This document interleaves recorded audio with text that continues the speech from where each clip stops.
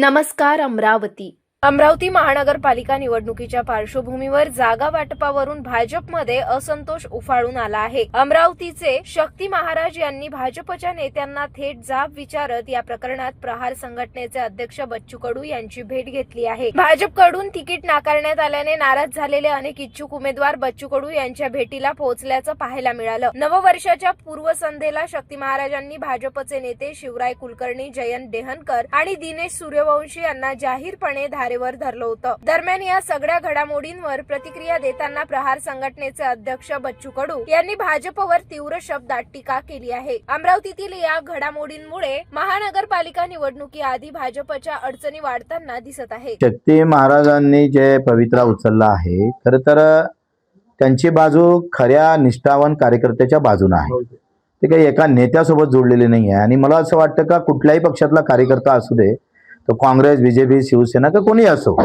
कार्यकर्त्यावर अन्याय होता कामा नये.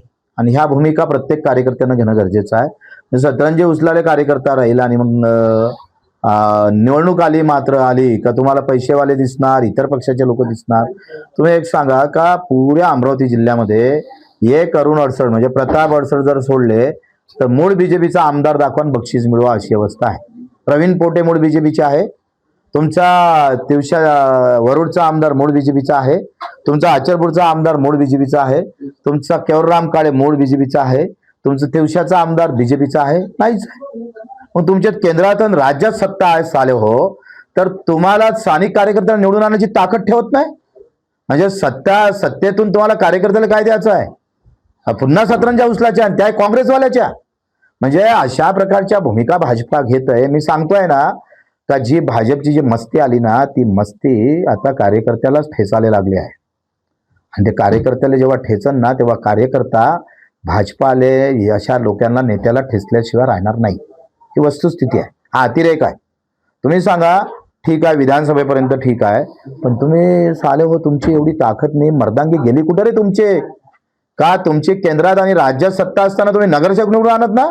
उसने आणावं लागतं तुम्हाला उमेदवार. लाज वाटायला पाहिजे तुम्हाला. आणि ही कार्यकर्त्याची खरी अट मी म्हटलंय महाराज आल्याबरोबर का हे बीजेपी अ आहे आणि बीजेपी ब ते आहे. स्वाभिमान अलग लढतं आणि बीजेपी अलग लढतं.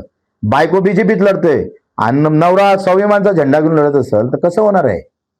मग सामान्य कार्यकर्त्यांना जाव का? तो कुंदन यादव आमच्या इथं अचिरपूरला, ज्यानं फार मेहनत घेतली नवनीतजी राणासोबत निवडून आणण्यासाठी, माझ्यासोबत भांडला तो, त्याला त्या प्रभागात कुंदन यादव उभा राहिला, तिथं स्वाभिमानची सीट टाकली, कुंदन यादव पडला. म्हणजे स्वाभिमान वर्षित बीजेपी. ही चाललं काय? नाही एवढी लाचारी बीजेपीत आली का? एवढी लाचारी का आली ते समजायला पाहिजे. आणि म्हणून आम्ही अशा कार्यकर्त्यांसोबत राहू.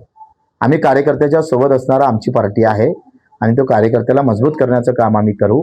धर्माच्या नावावर तुम्ही कार्यकर्ता वाहून घेतला, त्यांनी धर्माचे झेंडे हाती घेऊन मार अंगावर गुन्हे दाखल करून घेतले. जेव्हा झेंडा द्यायच्या हाती आला सत्तेचा, तेव्हा मात्र तुम्ही तो झेंडा दुसऱ्याच्या हाती देत असाल तर मी सांगतोय प्रभू रामचंद्राची शपथ आहे, तुम्हाला हे हजम होणार नाही. आप हरामी अगर करेंगे तो वहां के हरामी मधला जो राम आहे ना, तो तुमच्या छातीवर बसल. तो बसल्याशिवाय राहणार नाही.